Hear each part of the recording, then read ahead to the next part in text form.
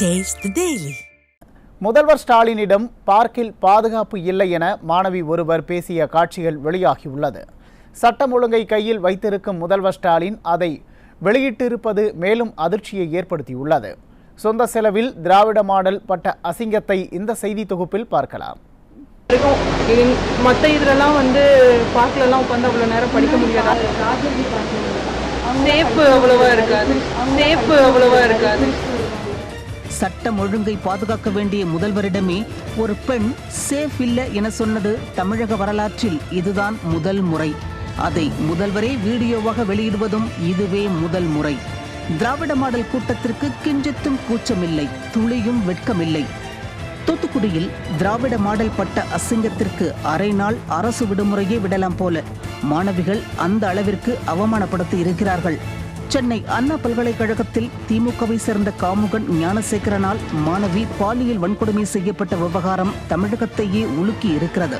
சரித்திர பதிவேடு குற்றவாளியாகவும் ரவுடியாகவும் அறியப்படும் ஞானசேகரன் வீட்டில் அமைச்சர் மா சுப்பிரமணியன் பிரியாணி சாப்பிடும் புகைப்படங்கள் மக்களை மேலும் அதிர்ச்சிக்குள்ளாக்கியது. அமைச்சர், துணை முதல்வர் என அடுத்தடுத்து பலருடனும் ஞானசேகரன் இருக்கும் புகைப்படங்கள் வெளியாகி பரபரப்பை ஏற்படுத்தியுள்ளது.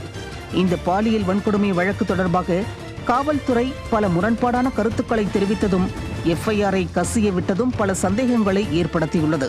இந்த வழக்கில் சார் என ஒரு நபர் குறிப்பிடப்படுகிறார். யார் அந்த சார் என கேட்டால் திமுகவினர் அஞ்சி நடுங்குகிறார்கள். குற்றவாளிக்கு ஆதரவாக ஸ்டாலின் அரசு செயல்படுகிறதோ என மாணவிகள் சந்தேகிக்கிறார்கள். மாநிலம் முழுவதும் மாணவர்கள் போராட்டம் நடத்தி இருக்கிறார்கள். மக்கள் பரபரப்பாக பேசுகிறார்கள். எதிர்க்கட்சியான அதிமுக போராட்டங்களை முன்னெடுக்கிறது. இத்தனை பரபரப்புக்குள்ளான வழக்கில் பாதிக்கப்பட்ட பெண்ணுக்கு ஸ்டாலினும் அவரது மகனும் ஆறுதல் கூட சொல்லவில்லை. இப்படி ஒரு சம்பவமே தமிழகத்தில் நடக்காதது போல ஸ்டாலின் நடந்து கொள்வதுதான் யார் அந்த சார் என்கிற கேள்வியை மீண்டும் மீண்டும் உரக்க கேட்க வேண்டும் என்கிற எண்ணத்தை ஏற்படுத்துகிறது. இந்த நிலையில் வழக்கம் போல் மக்களை ஏமாற்ற ஒரு நாடகத்தை அரங்கேற்றி இருக்கிறது திராவிட மாடல். அதாவது, தமிழகத்தில் போட்டித் தேர்வுக்கு தயாராகும் மாணவர்கள் படிப்பதற்காக பாதுகாப்பான படிப்பகங்களை உருவாக்கி இருக்கிறதாம் இந்த திராவிட மாடல். தமிழகத்தின் அடையாளமாக இருக்கிற பொறியியல் கல்லூரிகளுக்கெல்லாம் தலைமையாக இருக்கிற அண்ணா பல்கலைக்கழகத்திலேயே பாதுகாப்பு இல்லை. திமுக கொடியை கட்டிக்கொண்டு ஒரு காமுகன் மாணவியை பாலியல் வன்கொடுமை செய்திருக்கிறான். இந்த லட்சணத்தில் படிப்பகம் கட்டிவிட்டேன் என இவர்கள் நடத்தும் நாடகத்தை நம்ப மக்கள் எல்லோரும் மடையர்களா?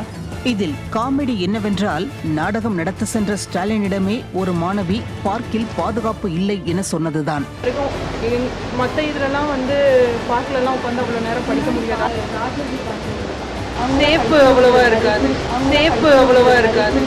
நாடாள தெரியாமல் நாடகங்களை நடத்தும் ஸ்டாலின் தமிழகத்தில் பெண்களுக்கு பாதுகாப்பில்லாத சூழல் நிலவுவதை இனியேனும் உணர வேண்டும் என்பதே மக்களின் எண்ணமாக இருக்கிறது.